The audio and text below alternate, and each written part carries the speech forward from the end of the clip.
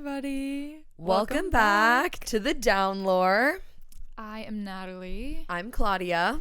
And we're here to check in. First and foremost, how's everybody doing? House of Flame and Shadow hangover. Are we okay? How are we feeling? How are we readjusting to normal life? It's a rhetorical question, of course, because we can't hear you. We're going to tell you how we're doing, and hopefully it resonates with some of you, because I don't know about you, Nat. It was a very intense emotional hangover for me. I think just because the ending was so that it didn't hit me in the way that I was anticipating. Like, everybody made it out. I don't want to say unscathed, because they certainly were scathed throughout the book, but everyone was chilling at the end. The bad guy was defeated, and Pegasuses are back, bitch. So, right. How can I complain? We had a happy for now with basically everybody in true SJM fashion. Everyone survived that we loved. And listen, we love for that, the most part. But it's not going to leave me reeling, you know? Right. I think it's more so the withdrawals from being so engulfed by the world. You all know, we took time specifically blocked off the calendar. I literally told people not to talk to me for 3 days, and my friends respected that. People texted me 3 days later and were like, "Can we talk to you again?" And I was like, "Thank you for respecting my privacy at this time." However, I cannot control my emotions at the moment, because I feel like coming back out into the real world, I missed the story. I missed being in it for a while after I finished. I think for me, the biggest hangover and the biggest withdrawal from a set of characters that I had, you're right, it wasn't Bryce and Hunt. I was pretty fine with where their story ended up, and we'd been with them for 3 books. That was a lot of time for their relationship and their story to progress and get where it is. I am sad to be leaving Rune and Lydia. I think they really were everything in House of Flame and Shadow, and we really only got a book and a half with them, because if you count a little bit of Sky and Breath where they didn't fully know each other's identities, I just need more of them. I honestly think that they kind of saved this book at times, because I mean, a lot of the discourse online that I've seen following people reading it and the release is that Therion and Ethan's plotlines, I'm not going to disagree with anyone and say that they're riveting. They were definitely left a little to be desired. I don't think either of those characters has been fleshed out. They're not complex. They make decisions that make no sense at times for no reason. Yeah. And it's not like it's something that's been made abundantly clear that it's in their personality to make some rogue choice, or that they have some superior moral backbone. They just kind of freestyled a little, and in a way that wasn't entirely interesting or gripping. Right. And I think with ACOTAR, we came out of that series and then we got Nesta's spinoff. Everyone, even reading the trilogy, the main trilogy, was intrigued by Nesta. I don't think anyone is intrigued by Therion or Ethan at the moment. Even people who the thing about a character like Nesta is she's very polarizing. There's people that love her a lot, and there's people that hate her. I don't think anyone hates her really that much after reading Silver Flames, but at least everyone has a strong emotion about her, because you get who she is, and you have time to see her from someone else's point of view throughout the original trilogy to give you kind of an idea of what to expect with her. Whereas here, it's they just aren't that complex of characters. Either of them could make the same decision that the other one made, and it wouldn't really make a difference. Right, it wouldn't be out of character, because they barely have distinguishable characters. Exactly. So I think that's a lot of people's big gripe with the book. I agree. Another gripe that I've seen that I disagree with strongly is that Hunt is boring. Yeah, no. Hunt is boring. No. I'm sorry. Did we not watch him sit in a dungeon watching his friend's hand get chewed off? Did we not watch him, grapple with his heritage? Did we not watch him grapple with the loss of his lover and being enslaved? I think this is the first time in an SJM book where we have seen on page, written in such extensive detail, perhaps too much extensive detail, because that hurt really bad to see him in the dungeons, seeing someone's trauma, especially in the male main character. We know Rhysand and Rowan have been through some shit, but we're never in that moment with them. We're not in the bedroom with Amarantha and Rhys ever. It's alluded to, obviously, and all of the stuff that he did during previous wars. It's all alluded, like he tells the stories, but we're not in it with him. This is the first time where Sarah has shown us on page in the middle of the plot how her male main character is shaped by the trauma he like comes out of this like difficult situation having to endure. And his way of processing it is just to like, he needs to sit with it for a little bit. And if that means that he's a little bit boring, I don't think that's boring. I think that's just him processing trauma. And he says as much when the princes of hell are like, you can take that tattoo off your head. And he's like, okay, I can, but I'm not going to do it right now because like I need a minute. He just needs a minute. He needs a minute, and I think that's extremely normal and human, and could be a reason why some readers aren't as into Hunt. Obviously, being an angel who kills people for a living isn't normal in the real world, but in terms of his personality and watching him actually have struggles, yeah, he's one of the most human love interests that we get from Sarah J. Maas, and personally, I really appreciate that about him because it shows that can be vulnerable even when he's this like big bad scary guy. Rhysand's only vulnerability ever is if Feyre is in danger. Same with Rowan's only vulnerability that I've seen so far is when Aelin is in danger. Yeah. And, they've had hundreds of years to process whatever trauma they went through before meeting their love interest, whereas Hunt is processing it in real time alongside Bryce. Yeah. And I think that makes their relationship and his character more interesting. So meanwhile, we have Bryce, and like public opinion on Bryce coming out of House of Flame and Shadow is that she's just overly reckless for no reason. She was a little snarkier maybe than she should have been. Especially with Hunt, like she was a little snippy with him a few times, like they had some arguments. But this is par for the course with Bryce. Like she is like this. She might be a little bit more reckless than usual. She might not tell people her plans when she should, but she was gonna do all this stuff anyway. Like we should have been prepared for this coming from her, honestly. I mean, it's not like the recklessness was out of the blue. She's been doing insane stuff from day one. And I agree with the take of like Bryce is unnecessarily reckless and endangers herself and endangers the tertiary cast regularly when she doesn't necessarily need to. But for the plot, a lot of it is moved forward by the reckless decisions that Bryce makes, and I think this is a great segue into our main topic for today, which is the Cruel Prince series, the Folk of the Air series, and Holly Black's first adult novel, which is Book of Night. These kinds of stories, you have to a little bit suspend your disbelief. A lot bit. Sarah J. Maas, Holly Black, any high fantasy series, I think a lot of people don't want to get into that because they think it's silly. Babe, it is. That's the point. That's literally the whole point. It is silly. Yeah. None of this happens in the real world. That's half of the fun of it. Part of me thinks like people just want to hate. People just don't want to have fun anymore. I'm convinced that people who say like reading is stupid or like reading fiction is like silly or frivolous, they're not reading fiction. Because if they were, they would realize it's for funsies, babe. Like the real world is what it is. Everybody's reality is different. We're all dealing with the news wherever you live. Like that's going to be different. Your news is going to be different depending on what's going on in your part of the world. That doesn't stop us from like appreciating a good little moment to like remove yourself from reality and have a little bit of escapism in order to then like come back to the real world and deal with it with a little bit of, having had a little bit of relief. I listened to a podcast that came out last week from Today Explained, which is one of my favorite podcasts, and it was entitled Why America is Obsessed with Fairy Smut.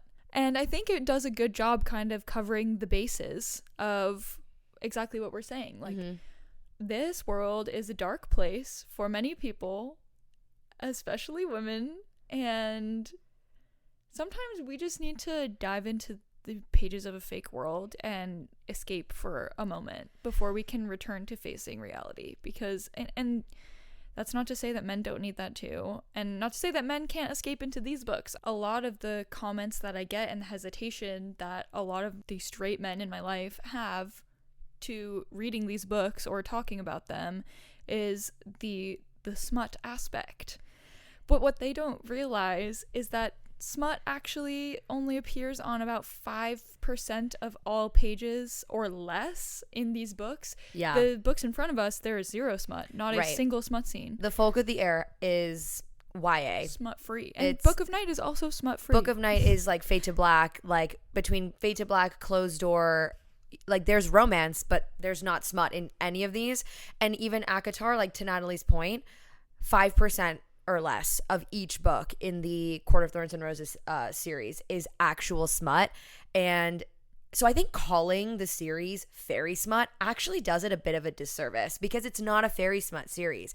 It is a high fantasy epic series. I don't see how you could watch Game of Thrones and be into it and then think that ACOTAR is dumb, because they're, in my mind, on similar playing fields. They both have this grandiose epic scope, warring factions and warring families and powers and mythical beings and all of that kind of stuff. And I think it's literally just the fact that ACOTAR has a predominantly female audience, does have a few smut scenes sprinkled throughout, quite literally. Like, there's 2 maybe in Mist and Fury, there's 1 in the first book, And it's, yeah, and a couple in Wings and Ruin, and then it, like, even Silver Flames, which everyone is like, that's the one that's the hottest, it's still only like 5% of the that book pages. is way more about female friendship than it's about a man. Amen. So these are epic fantasies with a sprinkle. It's a sprinkle just literally of smut. The difference is the sprinkle of smut and the aesthetic of the covers of the books being like pretty colors. Yeah. And the fact that women like them. Whereas Game of Thrones is more of a like dark. Same with Lord of the Rings. They have like a gray cast over them. It's supposed to be like dark and feels more masculine for some reason. But it's the same kind of shit. Like, it frustrates me to no end that people will see something that women like and immediately discount it as, oh, this is Chicklet. silly, this is stupid, this is just silly fairy smut. And it is. But you can't tell me that ACOTAR is silly and then think that Game of Thrones is not also silly. It's all silly. It's all silly, It's all and that's silly. the point. That is the point. Bring back people having fun. Yeah. And all of you, obviously, like, if you're listening to this, chances are you've read these books and you've read ACOTAR and all of that, and you enjoy a good literary escapism moment and having a good time. Natalie and I have been like seeing this in comments on, you know, Instagram, various other social media platforms where people just completely shit on the quality of the writing, the content of the plots. It's like, this is not news to us. We did not come here thinking we were going to get William Shakespeare in a literary device every 2 lines. This is not iambic pentameter. We're not here for the rhymes. We're not here for any of it. Not everyone is Samantha Shannon. Not everyone is going to write and build the most beautifully crafted, well-researched world with poetic prose in every sentence. Like, you know, Sarah J. Maas uses the word alpha hole on many of her pages. Yeah, we know it's silly. She overuses the word mate like 272 times. Someone did a counter and it's up there for sure. It's honestly not an exaggeration. In one book, in one of her books.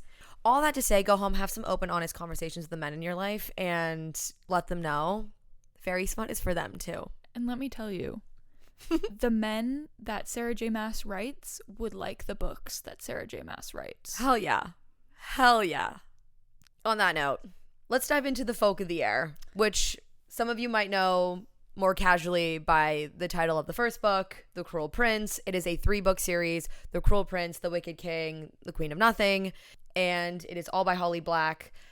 It is, as Natalie mentioned, a YA fantasy, and I think Natalie's got some thoughts on kind of like the world of Folk of the Air.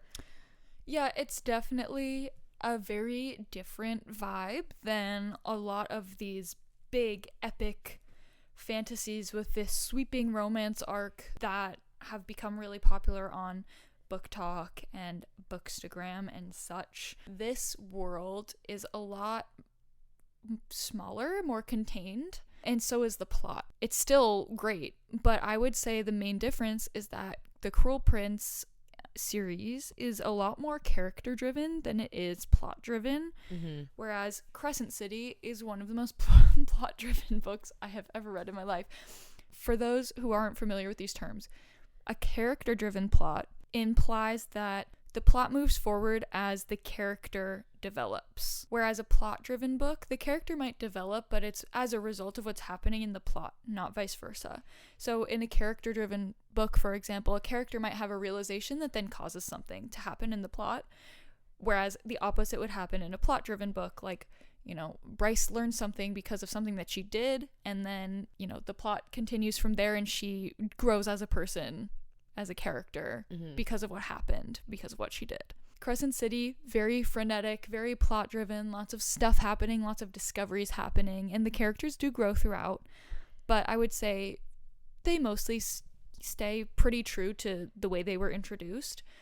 Whereas in The Cruel Prince, I don't want to call it a coming of age story, but it's our main character Jude starts the book as a 17-year-old or a 16-year-old girl, and they're still in high school, except not really, because Jude lives in Fairyland. Right. And which Fairyland, it's a little bit different than in one of these epic worlds that's completely unlike Earth. This is on Earth. We are on Earth. It's in modern times. The first scene, Jude is eating fish sticks in her mom's house. She's in the mortal world in the prologue. The mortal world. Yeah. And Fairyland is a place that exists kind of between the cracks of the mortal world. Right. This is one thing I wasn't obsessed with. It's not really explained very well. It exists alongside the mortal world. And underneath, I don't know what that really entirely means. But whatever that means. You know, go down an alley and there's somehow like a platform 9 3/4 situation where they just enter Fairyland. It's shrouded in mists of some sort, perhaps. Exactly. Ironic. Not really clear where exactly Fairyland is, but we're meant to believe it exists in tandem with our modern human world. And you can pop back and forth. You can go back and forth. Like, Jude will pop into the mortal world and, like, casually go to Target, JCPenney. But magic doesn't exist in the mortal world, and they're not, I mean, it can, but they're not aware. Humans in the mortal world are not aware that magic is real. It is the thing of fairy tales, and that is kind of central to the world building here. It's very much like if you were ever, I definitely did this as a kid, if you were ever, when you were a kid, building fairy houses and leaving them in the yard and leaving little treats to, like, in hopes of luring a fairy, it's kind of like the very whimsical mushrooms and nature fairy vibe rather than the intense bat-wing shadow-wielding fairy vibe. Right. It feels more traditional, very whimsical traditional fairy tale. Yeah. And versus our other fairy worlds, which are kind of like fairies but brought into, like, the modern consciousness of... And they're a little, like, dystopian almost, where, like, this is just, like, the world is existing as normal, and Fairyland just happens to also be there and functions as it always has, very traditional, like, kingdom vibes. So the scale and the scope are very different. This feels a lot smaller, more contained than a big epic like a Sarah J. Maas book. Yeah. So the entire series is told from the first person. From our homegirl, Jude POV. Jude Duarte. And she's immortal, living in Fairyland. Her sister, Taryn, is her twin, who's also obviously immortal as her twin. She also has another sister named Vivian, who's older, and she is half fairy, because their mother was, I don't know if they were ever married. They were, yeah. Her mother was married to and had a child with a fairy man named Madoc or Madoc. Again, pronunciation inclusive, however you want to say it. And she decided that she didn't like living in Fairyland for whatever reason. It's not entirely explained, the reasons for her leaving, but she does escape Fairyland with her child, Vivian, and meets a mortal man in the mortal world. Or actually, no, they meet in Fairyland. So and they run away together. But they're two mortals. Two mortals run away together, and then the two mortals have Jude and Taryn. And the first scene of the book is actually Madoc, I'm going to call him Madoc because that's how I read it in my brain, appears at their front door and murders their mother and father in cold blood, and then kidnaps them and brings them to Fairyland and raises them as his own children. Right. And we skip forward, I don't know, think about 10 years between the prologue and then chapter 1. And so now we are catching up with Jude at 17. She's been in Fairyland for the majority of her life now at this point. And she's, I'm not going to say well adjusted, because she definitely has some shit that she's working through in these books. But she has managed to live for this past decade in Fairyland. And she is, like, she can hug Maddox and be fine with it. She doesn't need to. She doesn't look at him and immediately think that he's the murderer of her family, basically. She definitely does think it, but not always immediately, like, red hot anger vibes. Yeah, that's not like her knee-jerk response to it. Yeah, she's got like this, a little bit of Stockholm syndrome potentially. She's just there, and this is her life, and this is what she knows. At school, we've got this little like, a little cabal of bullies. Mean girl clique, honestly. Carden is the Regina George. Carden is certainly, we got the plastics of Fairyland. Carden is Regina George, or so we think. Right. The plot twist is that he's actually doesn't hate her. He doesn't hate her as much as we originally think, and it's because we're seeing it all. He just has a little bit of disdain for her, and it's more, I think, for him to remain at the kind of helm of this cabal of bullies than anything else. When you're reading it originally, like from the beginning, and you read all these scenes where they're doing terrible things to her at school, it's not until later that you realize Carden is only part of the bullying insofar as he's able to control the bullies around him and keep them like on a leash, like on a bully leash. He never actually does any like physical harm to Jude himself. Right. He's really just making sure that Nicasia? I don't know. Y'all, God, why can we not At just least have... I know how to pronounce Valerian, because that's a kind of tea. Why can we not just have like... Why can we not just have a Regina and a Katie Heron? Like, why can we not have normal names? Even Katie Heron, spelled Cady, becomes an issue in Mean Girls. So. True. And Locke. Oh, Locke. What a guy. So Carden's real role here is keeping all of them in check. Mm-hmm. But he comes across like the head honcho of the bullies. And he's using that to his advantage. He's using that position of authority. Away with words, and that's what kind of leaves him at the top of the food chain. He has such a way with words. He is a prince, and the others... I mean, Nicasia is a princess, but she's the princess of the Undersea. And she's on land. Which is like... So, like... Yeah. So the Undersea is a little more minor, I would say, than this kingdom called Elfheim that Carden is the prince of. But he's sixth in line for the throne. He's the sixth child. So he pretty much has no hopes of ever seeing the throne. And so he's kind of like he's just like a brat. Nepo baby almost. He is such a Nepo baby. It's literally, he's the definition of a Nepo baby. Yeah, he's just all the benefits of being part of the royal family and absolutely zero responsibility, zero expectations. And we come to find out that he lives with his eldest brother, who is really not very nice to him, very sorely neglected as a child. He did not have a great childhood, and he realized the only way to get attention was to act out and be awful. And essentially, people didn't expect much of him anyway, so he said, cool, I'm gonna be worse. I'm gonna be even worse than they think. So if they think I'm lazy, I'm gonna be lazier. If they think I'm cruel, I'm gonna be even meaner. And that is why he leans into this persona. It's just this expectation people have of him, and he shrouds himself in that personality and then kind of like kicks it up a notch. Yeah. And that is the Carden that we meet in the beginning of The Cruel Prince. He grows substantially from there, but he never does really drop the honestly very charming like mean boy act. He's very like, if you've ever seen the show Lucifer, he has that same sort of just witty, dry personality. He's very wisecracking. He's very witty.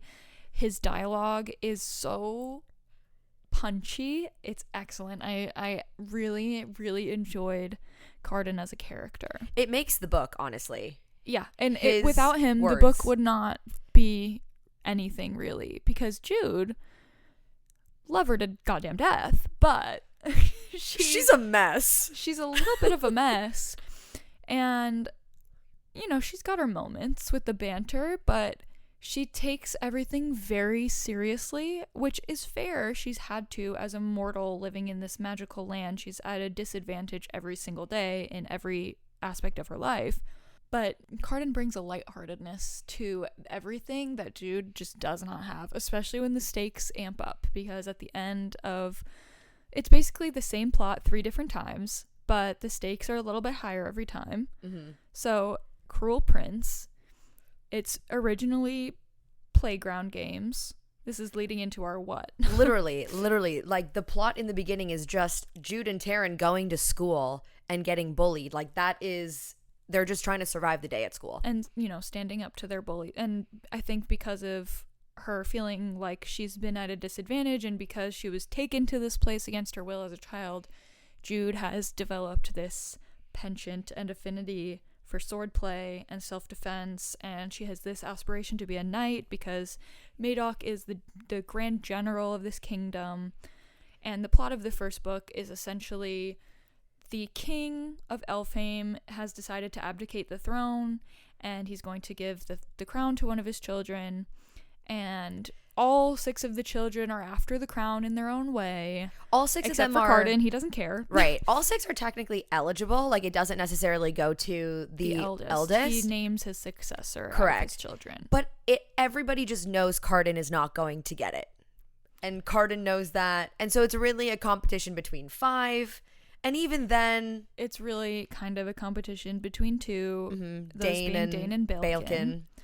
And the kind of call to action is when there's this summer tournament that Jude wants to partake in and try to become a knight, and her dad's like, no. And then she kind of competes just for funsies with no real stakes in the game. And her skill gets recognized because she stands up to Cardan and whatever. Dane comes to her and recruits her to be one of his spies. So he has this cabal of spies and... The Court of Shadows. The Court of Shadows. And so then she, you know, engages in spying, and the very end of the book, the climax, is the coronation scene where we discover that the spies have been misled, and Baelkin kills everyone. Literally his entire family. Dais. Everyone who's up there on the throne. The king who's just abdicated his crown, so there's no one left on stage. And, you know, the caveat is one of the people in the royal family has to be the one to do the crowning. So you need 2. You need 2.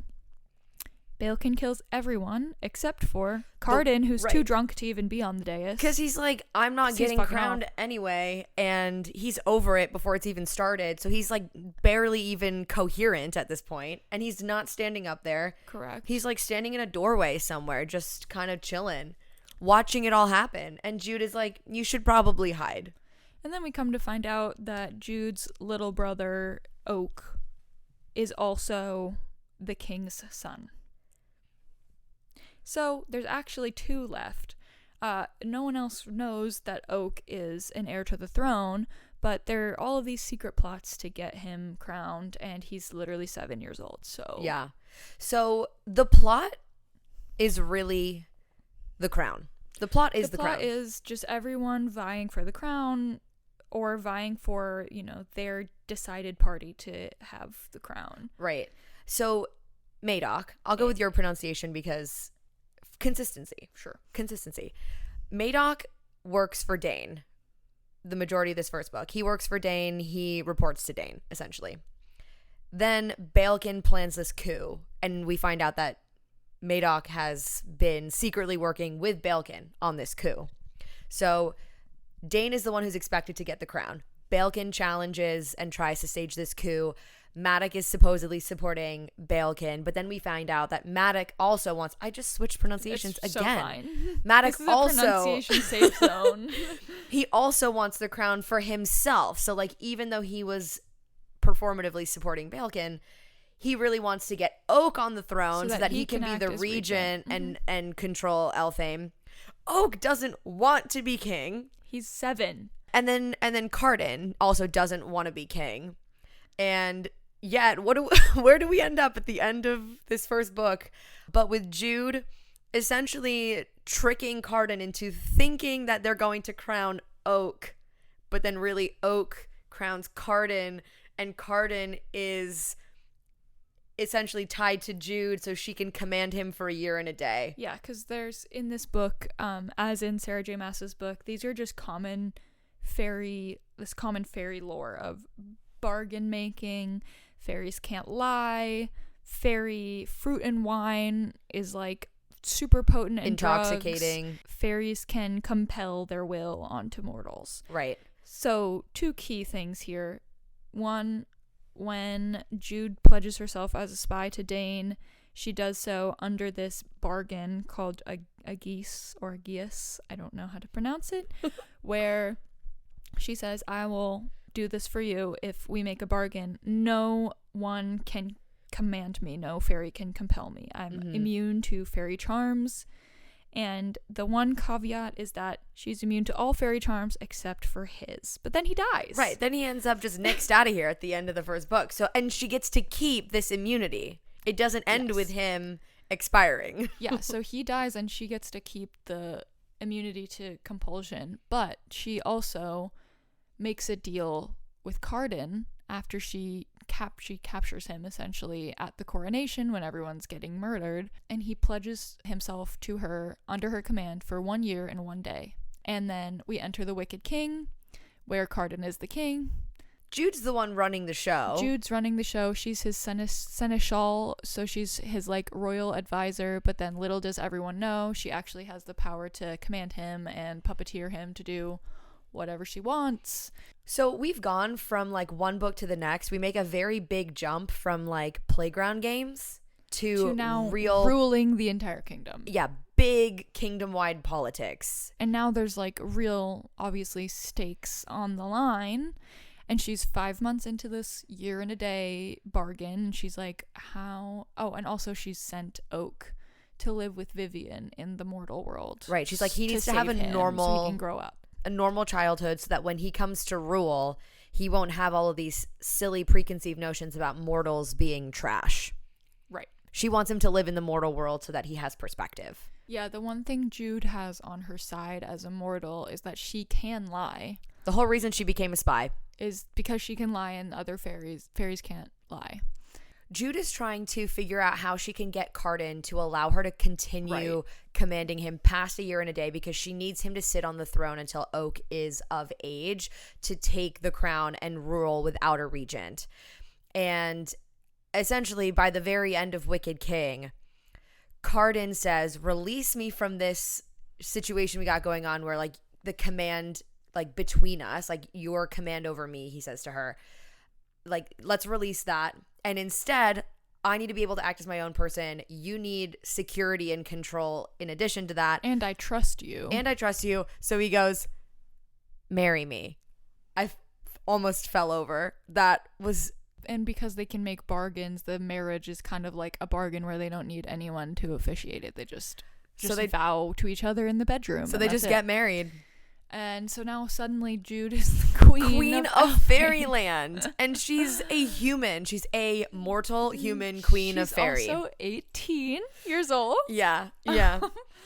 Let's just like pause for a second and talk about their romance dynamic, because people are always like, oh, this is enemies to lovers. No. They okay, it's a bully romance, to be quite honest. It's a bully romance. And as such, they never really get over the slight animosity bully dynamic between the two of them. They kind of enjoy it. It's their safe space. They push each other's buttons and they like it.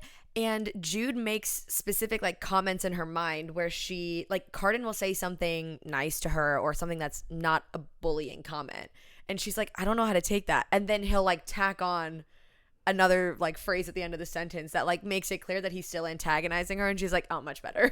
And it's made even more interesting because Cardan can't lie, and so like so he gets very tricky with his words. Right. It's like evasive language.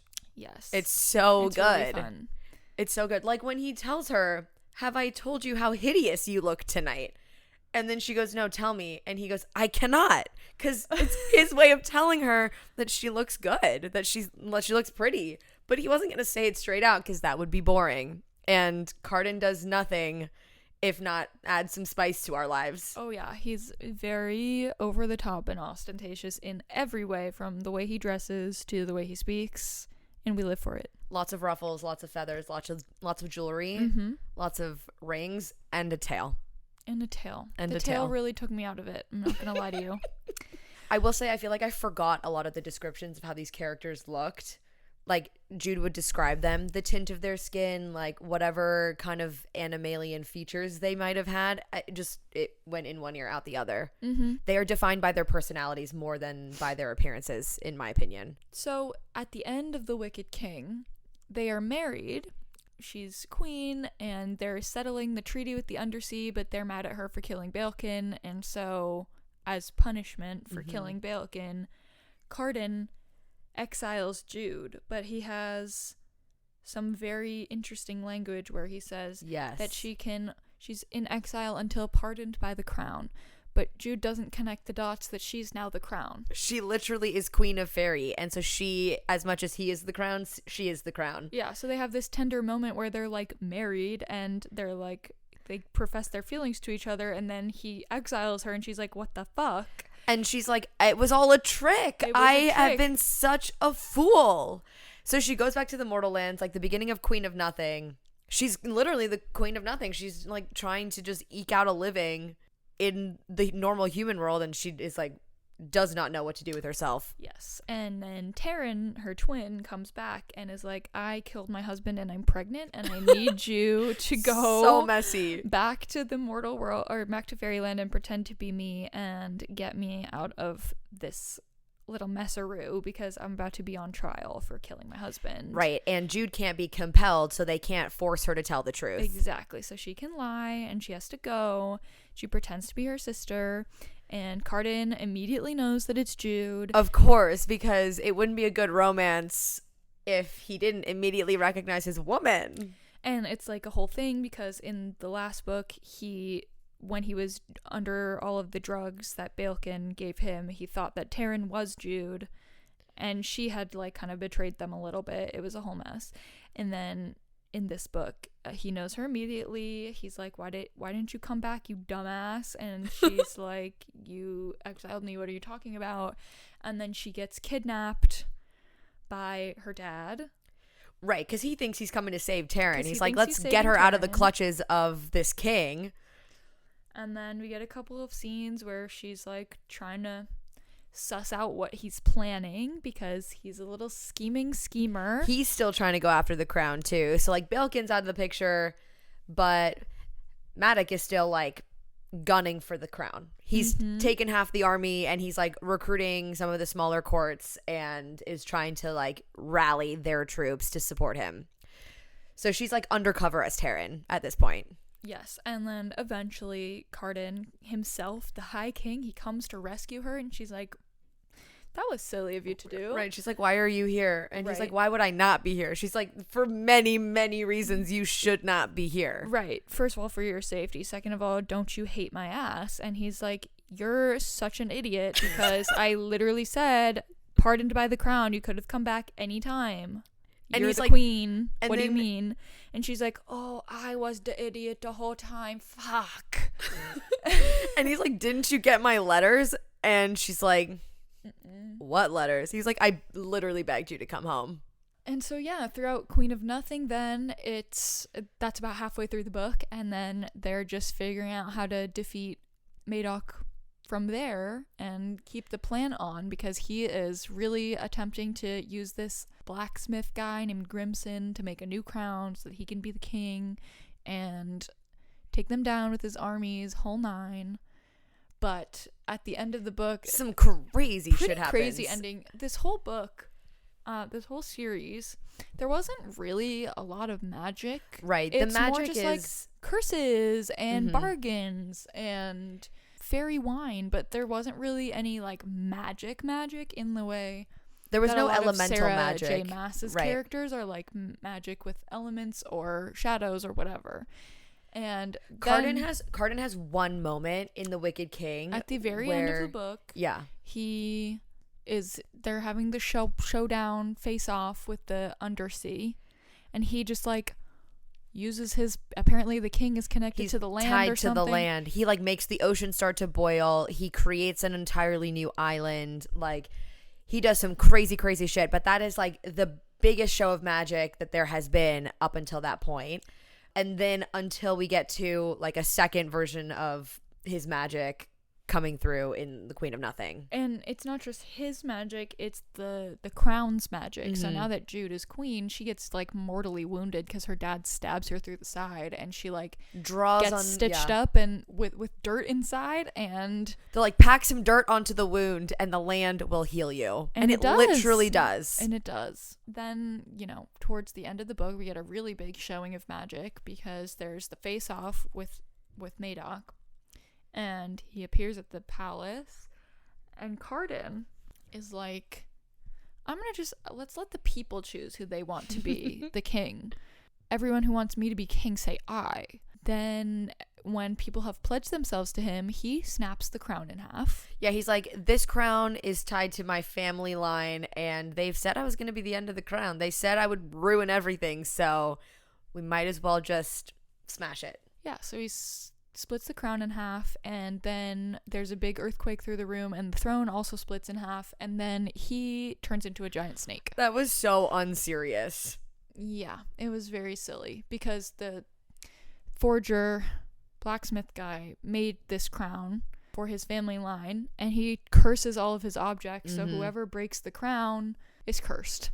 And everything he makes is magic in some way, but the flip side of that is if you fuck with it, you end up cursed. Whether it's a pair of earrings or a sword or a crown, like Grimson just like finds joy in messing with people and cursing them unbeknownst to them at all when they accept these objects.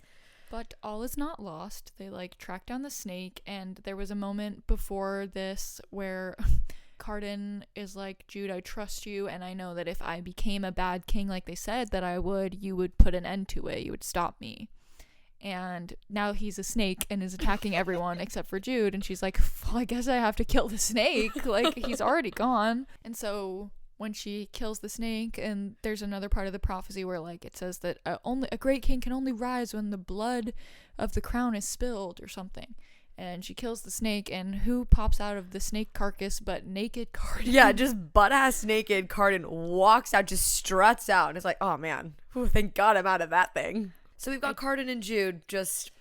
They're on the throne. Everything's fine. Oak is still chilling in the mortal world for now. Right. We're going to be reading The Stolen Heir and then The Prisoner's Throne next, which is Oak's part of the story. So we're about to pop forward another 10 years to when Oak is 17 and see how this story unfolds for him when he comes back and takes the throne for himself. Besides being driven by different people wanting the crown and managing all of the hijinks that went on there, the central piece of the plot was Jude and Cardan's romance and learning to hate and love each other simultaneously. So good. And it was really great. I loved their banter. I liked the progression. My one issue is I really couldn't fully get my head around the hatred. And also, there's that moment where, gosh, who is it who tells Jude that falling in love or the feeling of love is a lot like the feeling of fear? And so I think she doesn't even like realize, like she's scared of him because he bullies her. Yeah, they say that a lot. And so she doesn't even really fully realize that she kind of likes him because she's just scared in general. She doesn't realize that there's a difference between being scared of him and being scared of like this feeling of attraction, which is so interesting because the whole thing is from her POV. You're inside her head, and she's her head is an interesting place to be. Her reactions to what's going on around her, whether it's other people's reactions to the world and how she kind of like perceives them, or the things that happen, are just so hilarious. Like she just does not have the same normal reactions you would expect someone else to have. Well, like I was saying earlier, it's hard to tell whether it's just like, oh, she just takes everything really seriously because things are very serious for her. The odds are stacked against her in every way, and she's very ambitious. She wants to prove that she has value in this world where people don't value mortals. And in fact, a lot of the fairies will like have mortals be slaves for them, and they glamour them and make bargains with them to do their bidding, unbeknownst to the mortals even while they're doing it. But it's hard to tell whether it's a result of this severity and the seriousness of the stakes for Jude that make her so rigid, or whether she just like genuinely lacks a little bit of humanity in kind of a way. Like, she's not sociopathic. She cares a lot about the people in her life. She does and have doing right by them. Yeah, and she does have emotions. She just pushes them down and only really uses her like anger and hatred as fuel. Yeah, exactly. All of her decisions, everything that she does is really, really driven by like vengeance almost. Yeah. And that makes her persona and her reactions to things that other people say or do pretty silly. Like, she reacts very seriously to everything. Yeah, and I think another thing we were talking about too is like, why does Cardan hate her so much up front? Like, it's like, why does he feel the need to bully her? And she cannot for the life of her understand why he would be scared of her, because he tells her that she's terrifying, and we know he can't lie.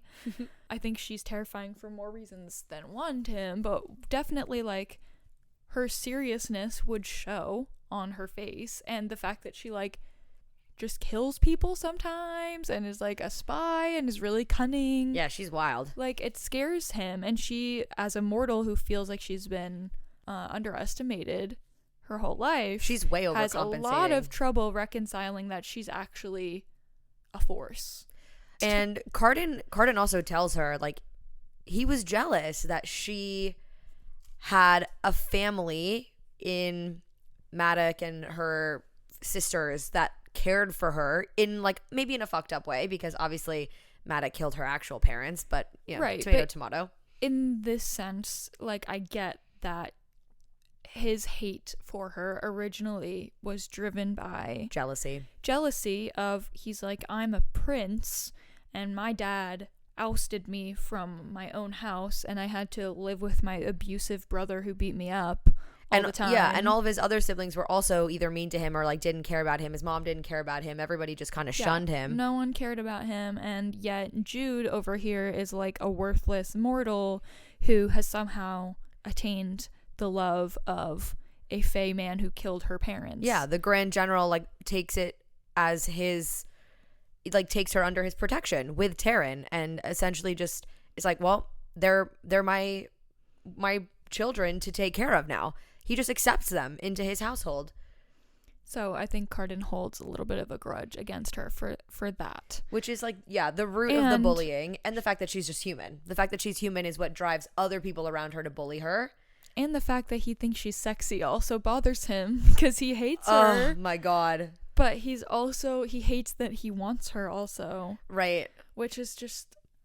And she has trouble reconciling herself as attractive too, because she's like grown up being mortal swine in this world. So she underestimates her appearance and she underestimates her abilities, and that make it very hard for her to understand when someone else is coming at her with genuine feelings. Also, just when Cardan tells her, like, some of the things that he says, I think of you often. It's disgusting. Put me on a stretcher. I passed away. So good. And just the way that he says these things to her, like, it pains him to admit that he's attracted to her. It's so toxic. I would not want to be Jude in any stretch of the imagination, but reading it, wow, it really does something to you. Should we chat through Jude and Cardan versus our main, I guess, if you even want to call it a romance in Book of Night? Yes. So Jude and Cardan bully enemy vibes in the beginning. They end up married, but they always kind of keep this bit going of antagonizing each other. I love you kind of thing. It's so good. Then you do a little pivot. You go into Holly's newer book, more adult book, called Book of Night. And our main girl, Charlie, you enter into her world, and she is dating this really just like Joe Schmo of a guy named Vince. Yeah, he's very John Smith, Jane Doe, John Doe, all of literally the like most basic, bland, boring guy ever, but has a little bit of an interesting vibe because the plot of this book is driven by there are people who can manipulate their shadows with magic. That is the only magic, really, in this book. The only magic in this book, and this guy that she's with has no shadow, and there's some people that don't have a shadow anymore because it was either stolen from them or, you know, they cut it off, I don't know, somehow. And this guy doesn't have one, and it's a little unnatural and off-putting. And he also, his job is to clean up murder scenes, and he works under the table. So right, and we're referring to him as a Joe Schmo of a guy. So just this is the baseline, okay? And so he doesn't have this shadow, and when you don't have a shadow, people look at you a little different. They're like, there's something missing from you, literally, the shadow. So there must be something missing from your soul. There's like a screw loose, a screw missing, you know, just everyone's a little wary. But Charlie, our homegirl in Book of Night, is like, he's fine. Yeah, she's a little broken, and so she kind of can look past his shadowlessness. Right, she's like, he's just a good, steady guy. Like, he pays his third of the rent, and he drives to work in his white van, and then he comes home in his white van, and he gets the groceries, and he like cleans the gutters, and he just does normal relationship type things. And she's like, you know, I appreciate that. I also appreciated this book takes place in Western Massachusetts, which I grew up in Massachusetts, so I was very familiar with the setting and the Dunkin' Donuts of it all in this book. But it also did take me out of the story a little bit because I know some of the towns that she mentions are real places, and it's a little silly to think about like a $9 million estate existing in West Springfield, Massachusetts. Springfield, Massachusetts is very crime-ridden, so it was a little silly to think about. Which, like, makes sense because Charlie's a con artist, but doesn't make sense for the big sprawling mansion. Right. There's, like, a guy who's a rich guy, and he has a big sprawling mansion, and he's obsessed with shadows and whatever, and that becomes something down the line. But really what we wanted to dive into here is the difference in the romances between these two books. One, obviously, being a kind of rivals to lovers / bully trope, grow as you go situation, whereas in this book, it's kind of the other way around. They're like in a very boring blah vanilla relationship, and then Charlie discovers that he actually has a secret that goes along with his shadow not being there. Mm-hmm. And then all of a sudden she's like, wait, actually I like him. Right. He takes off because once she starts realizing his real identity and starts piecing things together, he's like, it's so much worse than you think. He's like, you don't even know the half of it, and it is so much worse. And for your own safety, I'm going to leave. And only after he's gone, to Natalie's point, then she's like, wait, I miss him. I want him back. And thus she goes off on this entire journey to figure out what the hell is going on and looks for this object called the Book of Night. So it's really just one big mystery kind of thriller for her. And there's lots of flashbacks to the past between her and between the guy whose name is Vince, who is also known as Remy, or so we think. There's a whole thing of like there's this guy who looks exactly like Vince, and she's like, oh, it is Vince, and it's the grandson of the rich guy, but he died in a like car bombing situation like a year ago. So she's like, then who the fuck is this? And it's a whole thing. Right. So this rich guy who's obsessed with shadows, he stole someone's shadow. He has a stolen shadow, and he's not a good dude. So like he's got this big sprawling mansion, But again, like he's not on the up and up. So he's got all of this that he has is just gotten from crime and stealing and embezzlement and whatever the hell he does. And Charlie knows that he's a bad guy because she had a run-in with him as a child when she was younger. And so this guy's grandson is dead. But then Charlie finds this dead guy's ID in Vince's duffel bag. And the picture is there. Like, it's Vince on this ID with the dead kid's name. And she's like, how did he fake his own death? From a different state, too. From a different state. So we come to find out at the very, very end, he did not, in fact, fake his death. He's dead. He's dead. But at the very end of his life, as the blood is spilling out of him, he allowed his blood to spill onto his shadow.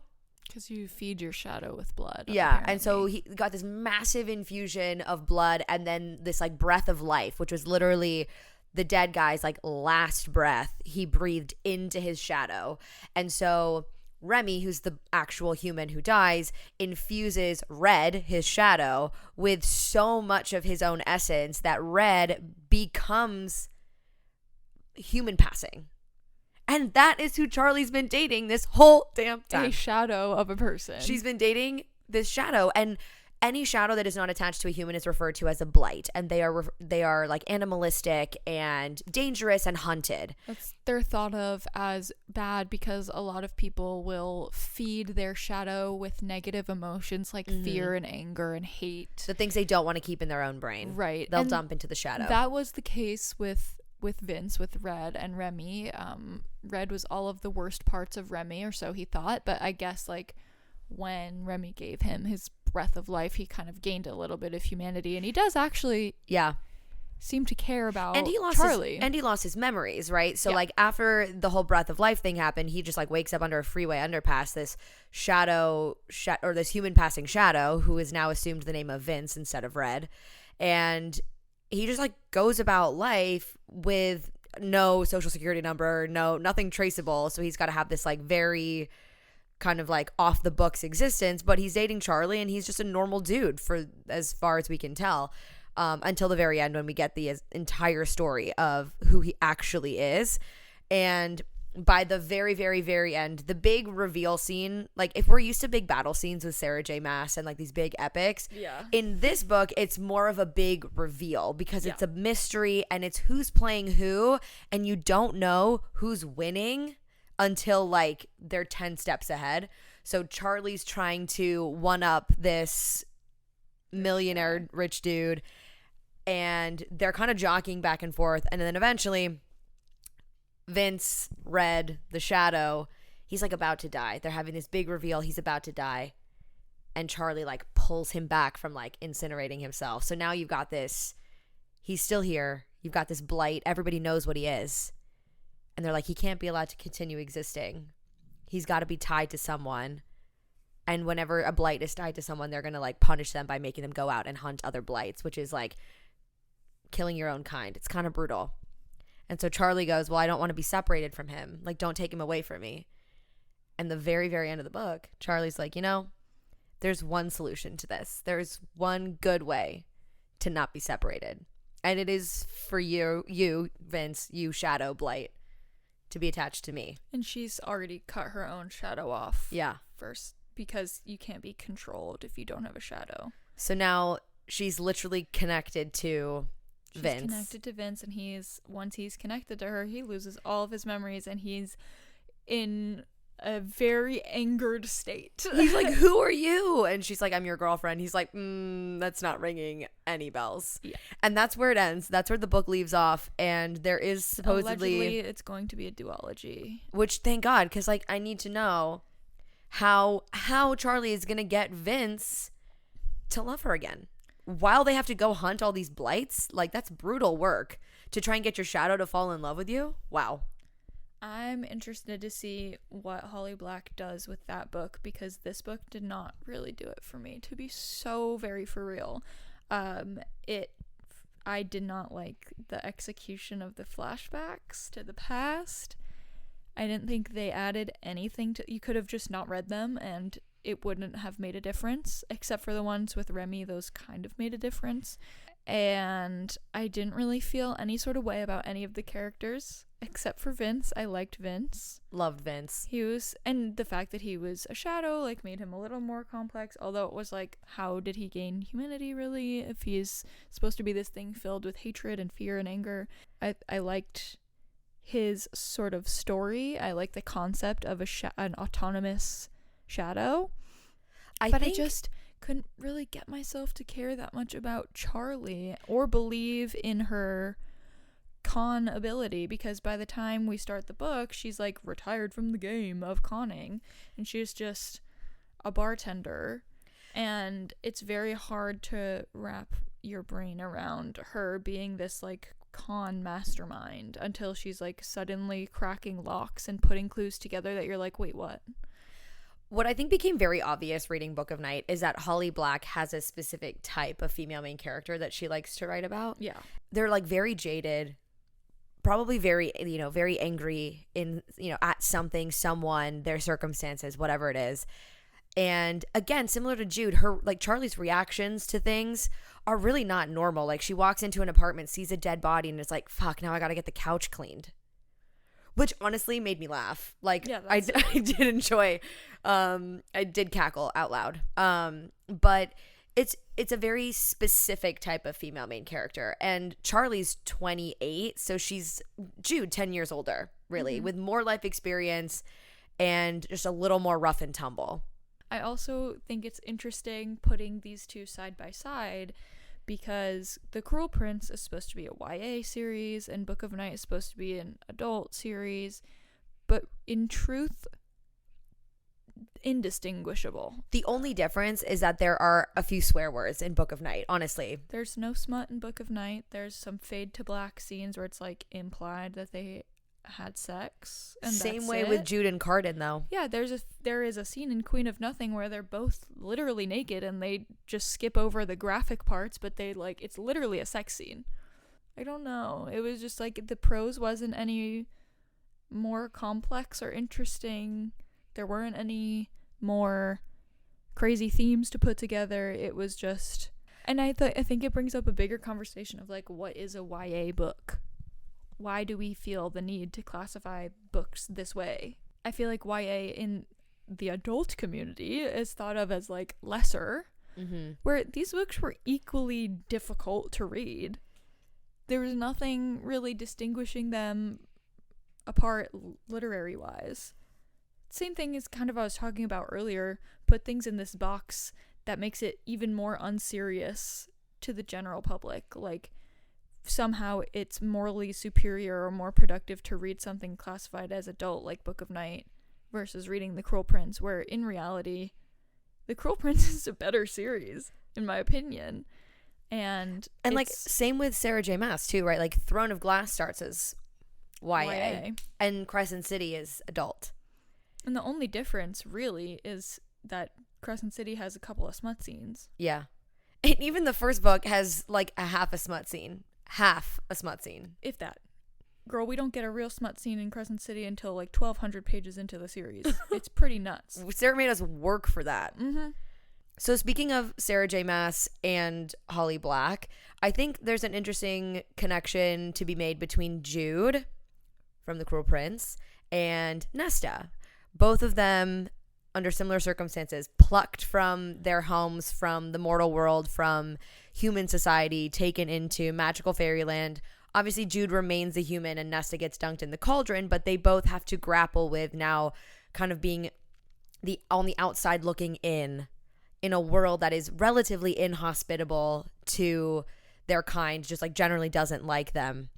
And their coping mechanisms are honestly pretty similar. Like Nesta lashes out, Jude is fueled by anger. Nesta goes into the cauldron and her response is to grab a piece of its power. Jude is motivated by power.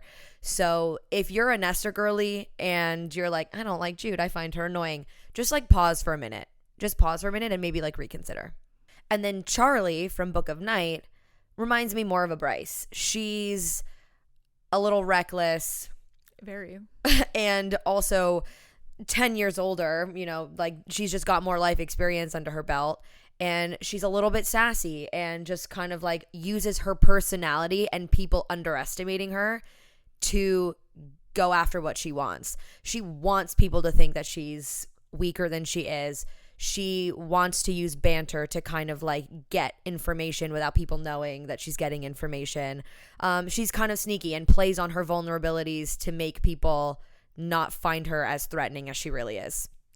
Yeah, I think to me the main difference between Charlie and Bryce is that Bryce has this kind of warmth and charisma that I don't think we get from Charlie. I think Charlie is a lot more, I mean, granted, like the world that Charlie's in, the real world, is a lot grittier at times than Crescent City can be. But I think that she just kind of lacks that kind of like je ne sais quoi that Bryce has at times. Like, Charlie understands the consequences of her actions, I think, in advance a lot more than Bryce does. Bryce just kind of does stuff and figures it out later, whereas Charlie's a lot more calculated about her recklessness. Like, she knows she has to be reckless to get certain things done, but it's to an end that she understands is coming, whereas Bryce just kind of fucks around and finds out. Well said. Very well said.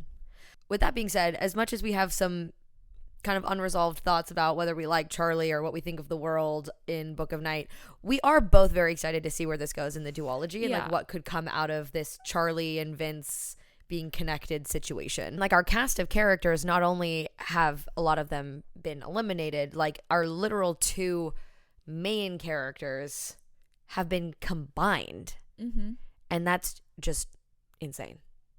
Yeah, you can't do that without it being a person and a shadow kind of situation. Yeah, that was really wild. So that'll be interesting. I'm excited to see what Holly Black does with that. But before we get to that next book, which I think probably won't be out for another year or so. I don't even think there's a release date for it. There's no release date. It's been announced and confirmed that it's a duology. There's a second book, but it hasn't been written or announced release-wise yet, because Holly Black is releasing the second book in the Stolen Heir duology, which takes place in the same world as Folk of the Air. It's Oak's story. So the first book, The Stolen Heir, came out last year, and the second book, The Prisoner's Throne, I think, is coming out on March 5th of this year. So our next episode, we'll be diving into that duology and concluding because that'll be the end of that. That'll be it for Elfame. That'll be it for Elfame.